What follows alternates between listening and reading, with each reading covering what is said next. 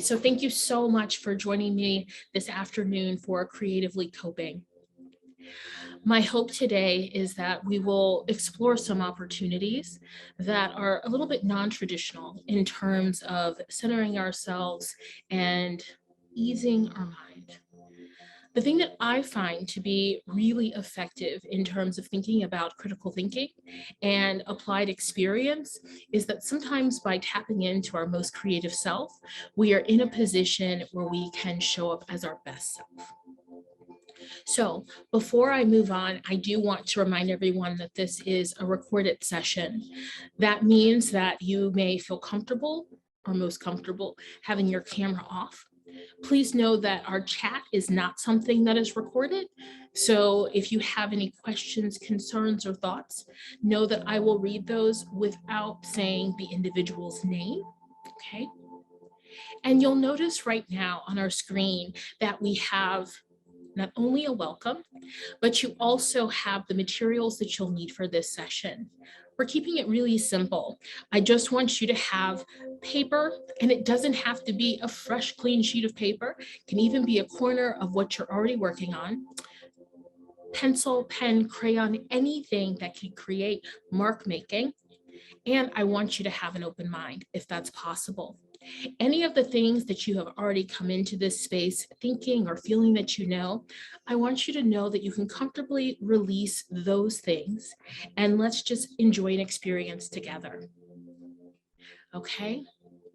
And so again, I'm seeing that someone is coming into the room, and I am just asking that you go ahead and grab paper, pencil, pen, or anything that's mark making, and also an open mind. I know that some of you may have to leave for a second just to go ahead and get those things. And right after, I will allow a minute or two. I'd like for us to do a check-in and just see how we're feeling on the scale of art before we begin. Please find yourself in a space that is comfortable to you, where you have room to move and can be most comfortable.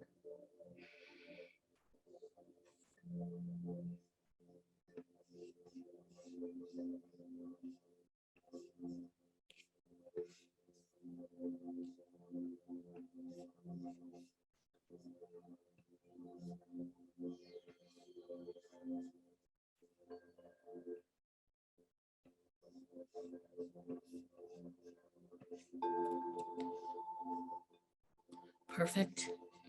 I'm really hopeful that you have found all the things that you need in order to participate in this talk, okay? And really, this isn't just a talk. It's actually about activating an action. So before we move on, I want to say first, I'm not doing a complete full screen of the PowerPoint. You can always email me and ask me for it if it's something that you would like to use. But I'm keeping my screen a little bit small just so I'm in the best position of actually seeing the chat.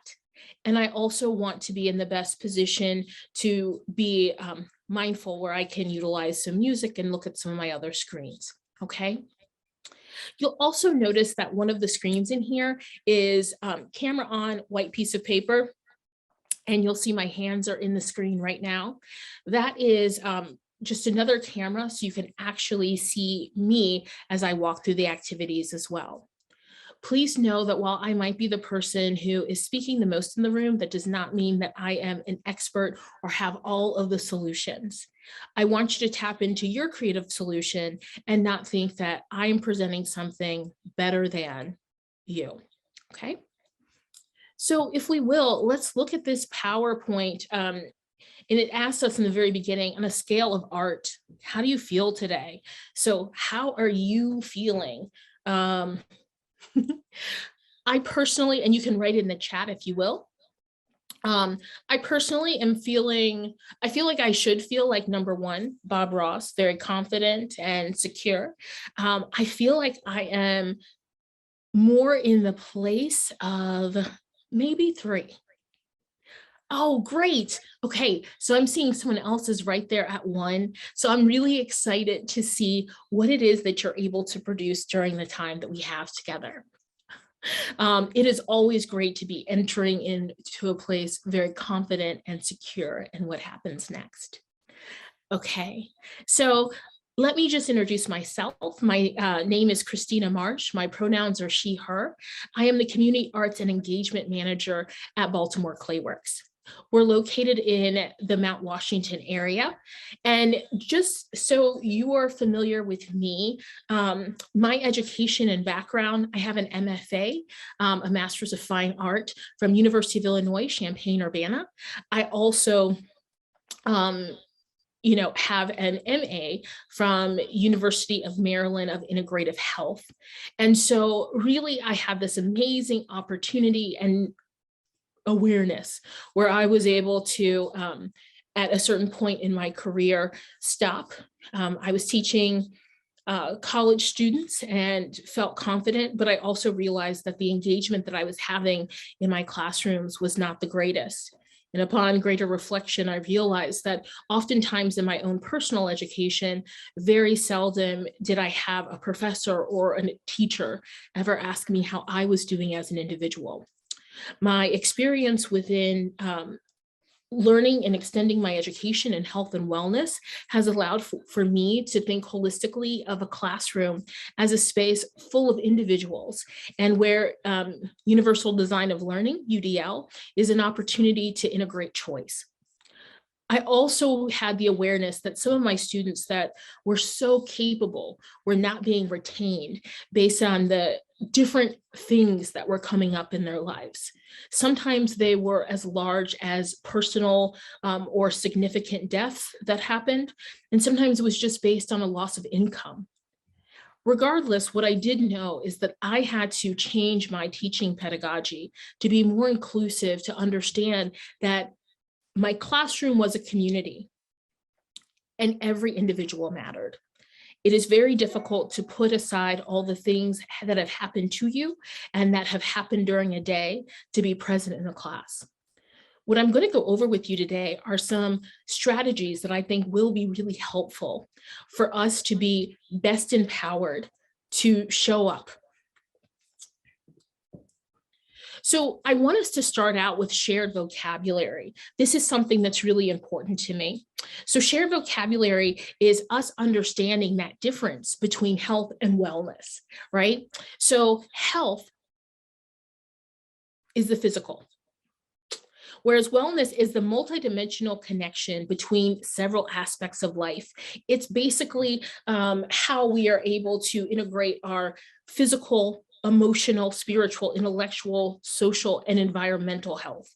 Now, here's the thing that's really difficult, at least it was for me as a student initially, is that I could be experiencing health ailments, but I could still be well. I could still be in a position where I found fullness within my relationships, within my spirituality, within my community. I did not need to think that just because something physical happening to me meant that I was also shrinking, okay? So for me, that's something that's really amazing. And when we even talk about trauma-informed care, that we are not the things that have happened to us, it really ties in to that health and wellness and understanding the fact that we could be experiencing wellness, even though something is off balance in our lives. Okay, so our health is just tied to that physical, right? Our wellness is really that what ties to that mental and emotional. Now, all these things fit together. But the thing that I'll say is that even in working with people who were in hospice, they could still be experiencing wellness. We do not want to think that someone cannot be well, even if they have diminishing health. So now that we have that shared vocabulary, let's get into our activities. So hopefully you've already gotten out your piece of paper and whatever it is that you're choosing to write or draw with. And I want us to go through a series of activities to really activate our most creative being, okay? Now, some of you might be like, this is not complicated. But these are not about being truly complicated. Although you can go more in depth with these things, I'm going to just set a timer and I'm going to make sure that we are able to move through these things. You can feel free to take screenshots so you have the opportunity to come back to an activity later. And it's just about us walking through a way that we can actually activate critical thinking in ourselves. I have found this to be really helpful when I am in a position of like feeling anxiety, feeling anxious about choices I have to make, and also feeling stuck in moving forward. These have all been really helpful. And I hope that I can actually not only share with you, but I hope that you find them just as helpful. So what we're going to do is you'll notice on the screen right now that hopefully everybody can see, but 1 through 4, you already have a couple of lines that are meant to be drawn. You don't have to necessarily write 1, 2, 3, and 4, but I want you just to take some time to actually draw the lines that you're seeing. Give yourself plenty of space because we're going to add to what is here. So I'm going to find myself in silence and allow for you to draw.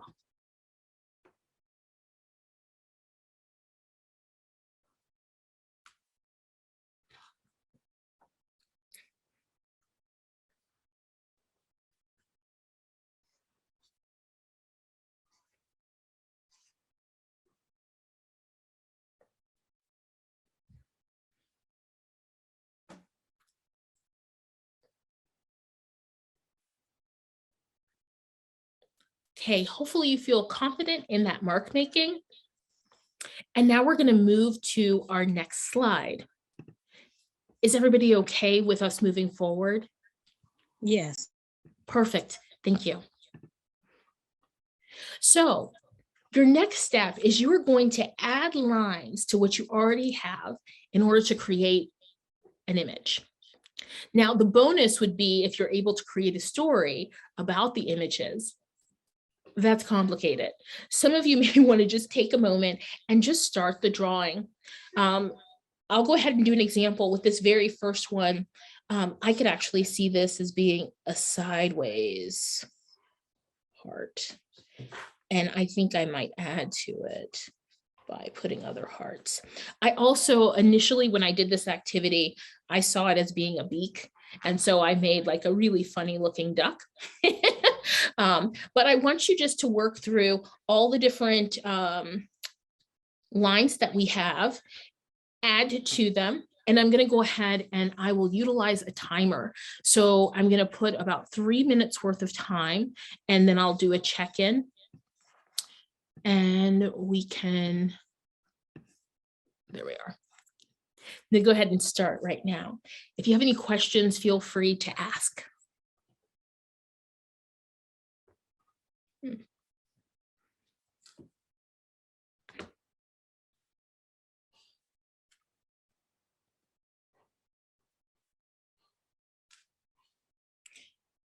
And remember, while the lines might be there, you can always add to them.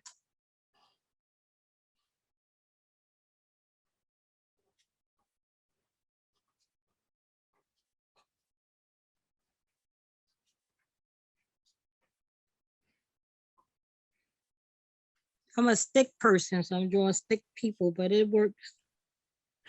I think that works well too. And I think that it's more realistic. Sometimes when people get really intricate the first time doing it, you get stuck and you don't finish. So this is a great opportunity just to slowly work through it. In drawing like this, because I'm very detail oriented, it's easier for me not to get too stuck and to just not be too conscious about my lines.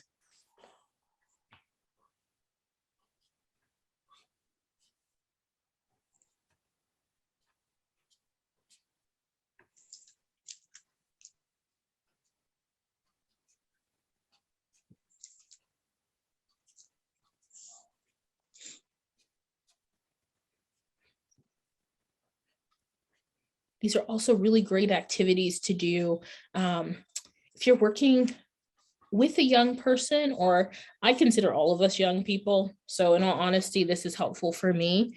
Having a couple of just standardized lines to tap into creativity is a great thing to do in meetings, because you can still maintain being present. But if you're someone who fidgets a lot or tends to daydream, it's kind of nice to have this opportunity to do something. So you can even have the lines drawn or on a copy to see how people figure it all out. Okay. And so we have about 30 more seconds left.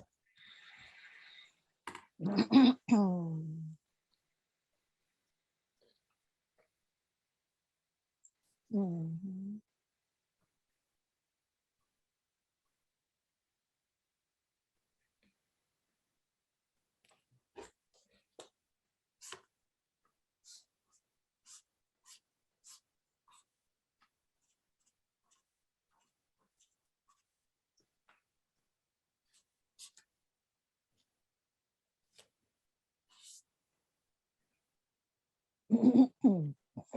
Okay. So I'm going to go ahead and stop our timer. And how did this feel?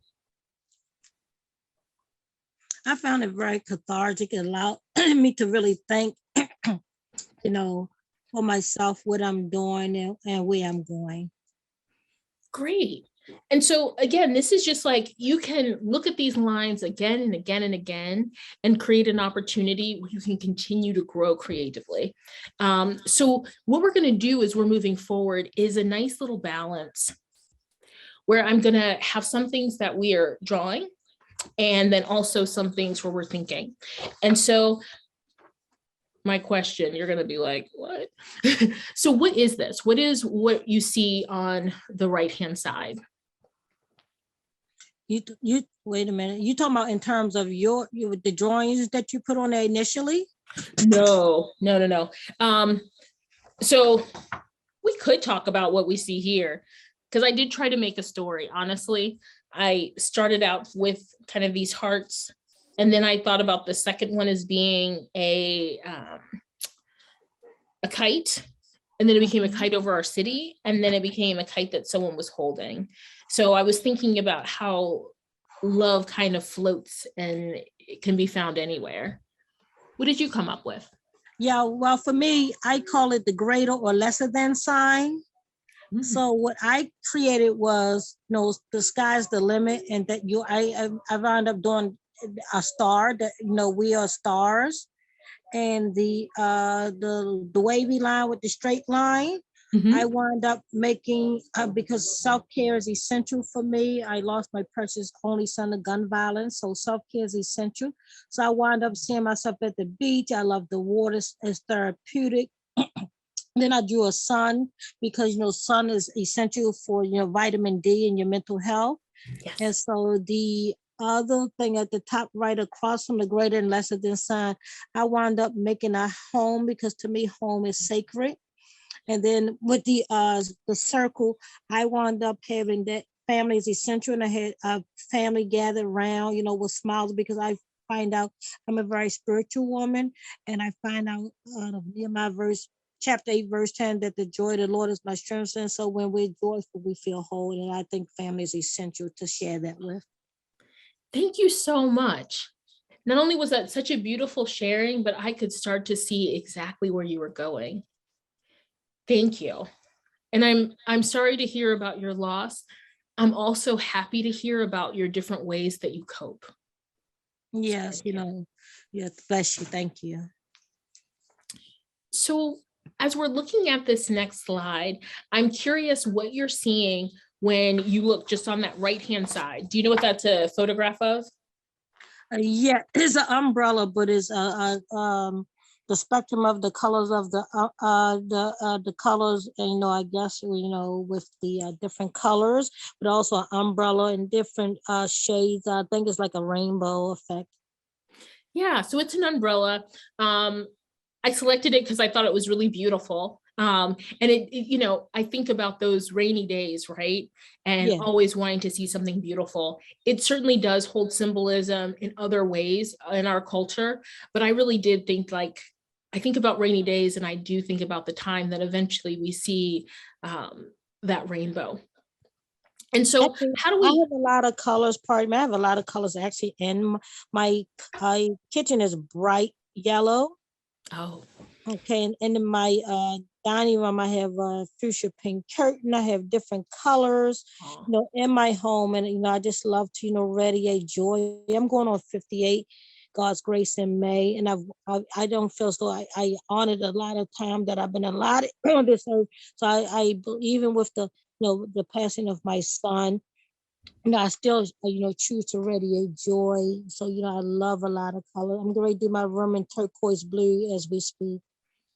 and what I love about your share is that I also have a lot of colors. I just chose to sit in a corner of my home that doesn't have very many, but I still had to throw in my flowers, right? That were right there. Um, but the spaces and the colors that surround us feed into how we see the world. And so it's beautiful when we're in a position where we can actually start to be around things that bring us joy. Um, so with an umbrella, how do we traditionally use it? Of course, to protect us, from the elements, of the rain, primarily rain. Of course, noise too, and the wind if it's breezy as well. Yep. And So we, go ahead. on is the warmer weather. Yes. So there's a multitude of uses for an umbrella traditionally, from the weather usually, right? So we think of it as shelter when it's raining, but also, as you mentioned, with wind. And then some people, because it's so sunny and they may have sensitive skin, they also use it as another block or shield. Great observations. And so here's our challenge. We're going to try to list out 7 other ways that we can use this umbrella. And we can just say this, we don't even have to do it on paper, but what if we were to use this umbrella as a plate? Like, so maybe if we were at this like huge family gathering, I'm not saying it would be effective. I'm just saying, what if we use it as a really large bowl that could actually have a handle so we could offer up different goods to people? Oh, I can see that. And also, there's a place, a restaurant, as over on Hamden, and they have very eclectic things out there. So I can even see that even in as a garden, in the garden as a prop. They have like a bathtub. It's a diner. I can't think it's on the edge of my tongue, but I can even just see that, as a talking piece, a sculptural piece in the garden when people passing by, and it will make them. What if they have that bright colored umbrella there? That could be a conversation piece. Great. So I'm thinking we mentioned, let me get this in the, let me see if I can get this in the camera. Can I? Okay. So we mentioned having it in the garden, also maybe for serving food. What's another great way we could use an umbrella? We could probably even take, Just children can learn their colors in school, so that'd be a good way. Or even at home, pre-K before they go to school, so they can enhance their awareness. yep. I could see maybe an umbrella is so complicated because sometimes I just have this preconceived notion of what something should be used for. Maybe because you mentioned a garden, maybe it could actually be turned upside down too, and we could use it as a planter. Yes, excellent. And one of the made me think about Gene Kelly. When he going through he was still singing in the rain, even through our ups and downs, we could still sing in the rain. Okay. So for singing in the rain. Oh, and you know what? So a lot of times people will use umbrellas like this that are the longer ones, even as a cane. Oh, yes, that's excellent. Yes. Let's see. You could probably use it if you were to hang it from the ceiling. I could see you as like using it for a coat hook. Oh, that is excellent too. The coat hook, and then you made me think when you used to hang it up. I watch a lot of design shows, so you can probably even use it as a lamp. Yes, Oh, oh my gosh, we are good. So right now we said that it could be in a garden for art. It could be used to serve food. We could learn our colors. So it could be used in a classroom. We said it could be used as a planter. We said we could use it to sing in the rain, also as a cane. and even a coat hook. And then the last one, which is fabulous, is as a lamp. Because what would be so beautiful, so when you mentioned those home shows, I started thinking about you could probably take off this longer hook part, right? And just have it, the lamps that you a lot of times have on your ceiling that are flat. Yes. And I was thinking, how beautiful would the light look as it came out of those, right? Almost like a stained glass Yeah. dome. Yes. Oh, Tiffany's so would love you that made the lamp. it would be beautiful in a bedroom, I feel, right? Just to like look up. Oh, thank you so much for your creativity. And what this is about is like us reframing, repurposing, and rethinking how we would use something. A lot of times we get so stuck in how people have told us how to use things that we haven't thought about how to just figure it out. How can it suit our needs? How can we be most creative? I've always primarily, beat to my own drum, even more being aware now because I lost a lot of relatives at a young age. Of course, my precious son at age 25 in 2009, my sister Audrey in 1996, she was 36. My sister Belinda in 2005 at age 49. Our mom, she was 56 in 1997 when she passed away. But I said all this to say this. So, my time is more valuable going, closer to 60 years old in 2 years and some odd months. So, I'm more intentional. That was my word coming into 2021. So I'm very intentional of my time and what I do and who I spend it with. We are so meant to meet each other. We really are. That is also a goal of mine, especially like after. So I actually, for a long time, I worked in West Baltimore. After the death of Freddie Gray, I actually was in West Baltimore, and I was working with foster youth as well, but West Baltimore for meeting with families.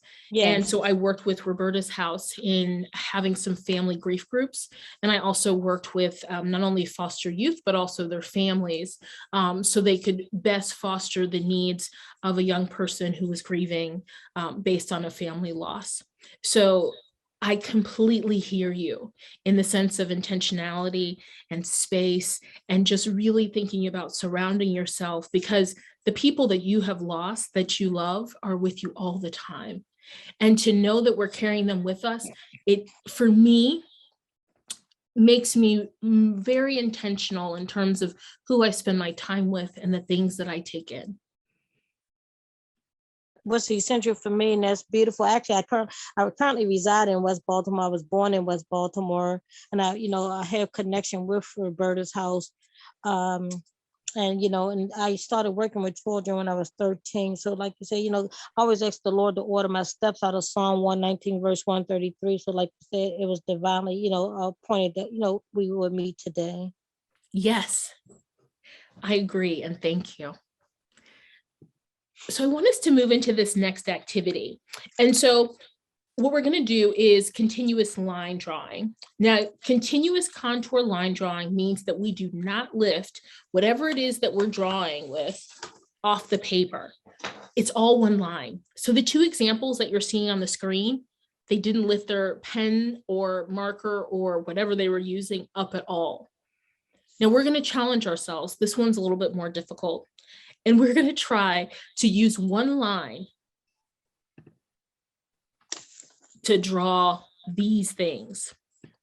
So the things that are listed here is we are going to try to draw an apple, a skyscraper, a virus, and a stick man. Now, I'm laughing at the stick man. The stick man is pretty weak. I understand. I did draw it. No, this makes it easy. That's why I'm chuckling. I got that one. I hope I have that one. That's why I'm chuckling. Okay. So the first one is that apple. The second one is the skyscraper. I tried to add detail by having the windows in there and also including a door. The virus, that's what I've seen them say that COVID looks like. So that's what I tried to draw. It also looks like a planet. I could see a child thinking it looks like the sun, because it does. And then the stick man has just a little bit of thickness to him, because he's eaten. So just a little bit of thickness. So let's try to take a moment and let's draw this. I'm going to go ahead and I'm going to put our timer on again, but you can start drawing because it always takes me a second to get there. So let's do 5 minutes to try to draw these 4 Excuse things. me, Christine, I apologize. My one of my best friend's birthday was yesterday. She's coming to pick a package up. I'm going to stay on with you, but I'm going to just let her know it's okay to come by. Is that okay? That's perfect. That's perfect. Yeah, I'm treating her to a pedicure, so she's coming to get the money. What a good friend. Okay, I'm going to start. So I'm going to start moving through making this apple, like what I perceive an apple to look like. Again, not lifting at all. Then a skyscraper. And notice that it's fine to go back over lines. So even though you're just using one line, it's fine to go back over lines. That's called actually line variance. And it's a nice way to have like thinner and thicker lines so people can understand. I'm back. She a few minutes away. So I see we have another guest back, Miss Sorrow, I believe. So I'm going to put it on me. Okay, perfect. And so there's my skyscraper. And I'm going to try to draw this virus. I'll make a new one this time. This will be a variant. The first one was COVID, and this one will be a variant.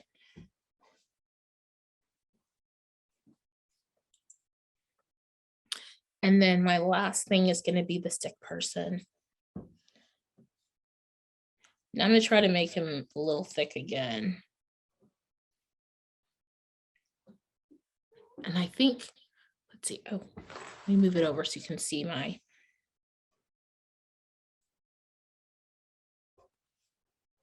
Put a little hair this time.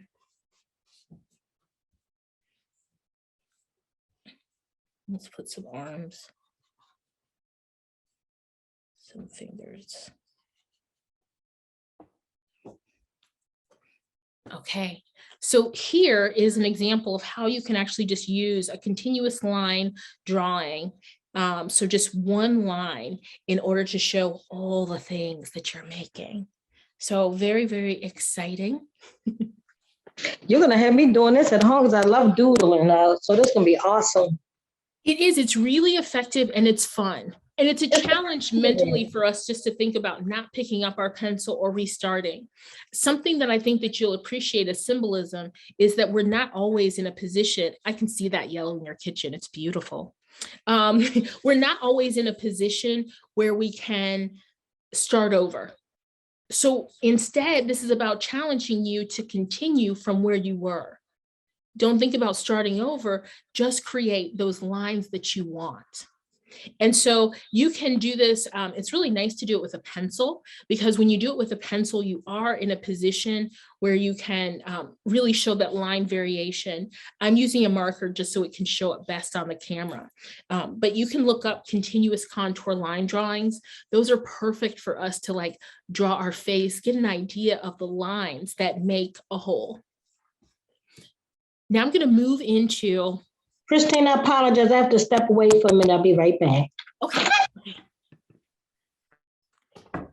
So what we're going to do now is we are going to really use some large thinking. And I'm hopeful that this is something that we can all feel comfortable in doing. Now, what we've done thus far is we've had this great experience where we've experimented with line. We've taken lines that have already existed and we've made them into something of our own.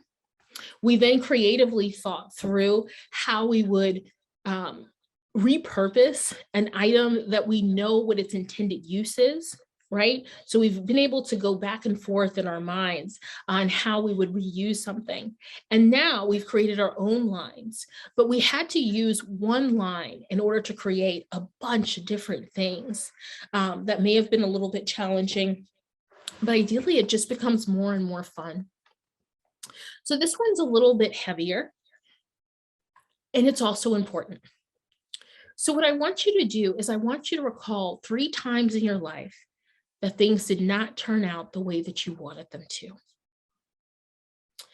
I want you to list them, and then I want you to include a sentence about how those things taught you and how they helped you grow. So one of the things that I will say in terms of like working in a way that is restorative to others, that sometimes we miss out on as people who are leading a group, is that we don't do the practice ourselves. Now, all of these things, as I was curating what I would do for today, I did. And this was something that was hard. So thinking about how I wish that, I won't even say this. I guess the best way for me to think about times in my life that I didn't feel like I found success was hard for me. Thinking about then how I reframed those things really did feel good. So in sharing, I recently made a choice in my life to just completely change my occupation. Because as I shared before, I was working with families that were grieving. My education is in art. So in my groups, I always integrated art. And then I felt that I really needed a change in my life. A lot of my grants had kind of ended and it was the perfect time for me to exit. And so what I chose to do at that point in time was to go into classroom education. And I will say that just like in my groups, I loved my students and I still love them. And I transitioned into this position that I'm currently in, which is more administrative, a little less direct contact with the public. I am instead in a position where I am allowing and I am facilitating other people who are creatively inclined to connect with the community. But it's been hard, that alteration. And so as I thought about, and I openly listed that as something that life did not turn out exactly as I wanted, because it hasn't. The thing that I will also say is that as I listed down the things that I learned from this choice. So one of the things that I learned is that for me, financial security is something that I need in order to feel stable. That was hard to admit. Also, having work-life balance is something that I really cherish. And I also, meeting so many people who are creatively inclined, and even those people who just want to be helpers in the world, has really brought me a lot of joy. So those are 3 things that I was able to sort of rethink. So much like the umbrella, I mean, we know what it is, right?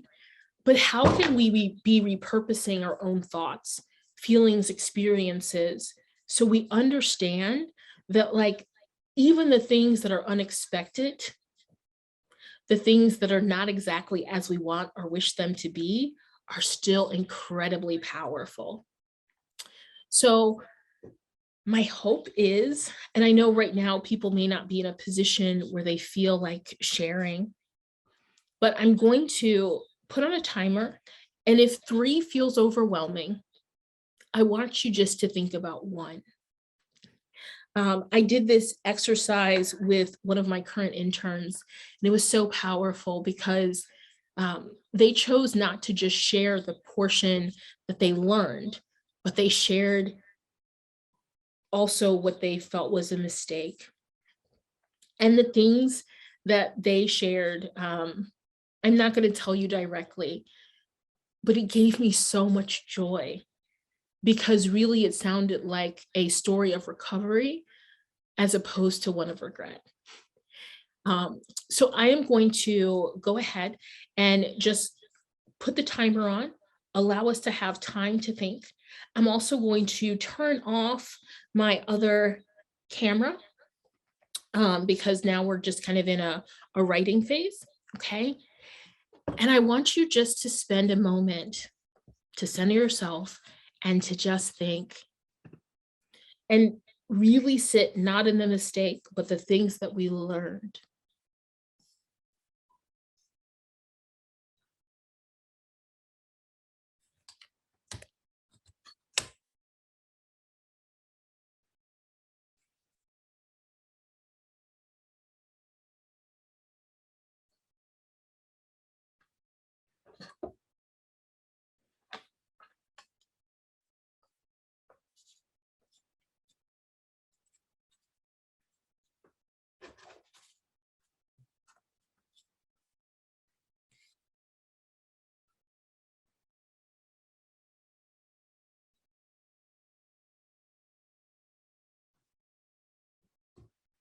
Okay.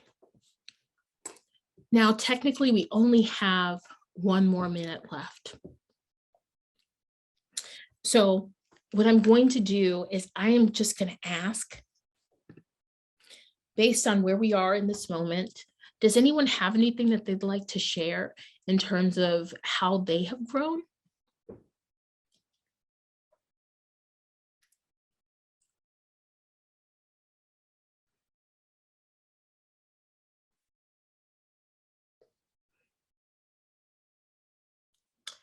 Now, the thing that I know is that sometimes we're not always in the position of in the moment sharing. But what I am really hopeful for is that as you are moving forward, you are in a place where we all feel that we can tap into our most creative selves and really think through how we can not only show up and be our best selves, but recreate who we are right now. Okay. What I'm going to do in this moment is I am going to go ahead and pause my sharing. I'm going to stop sharing my screen. I am going to go ahead and let's see. I think that I have stopped. There we go.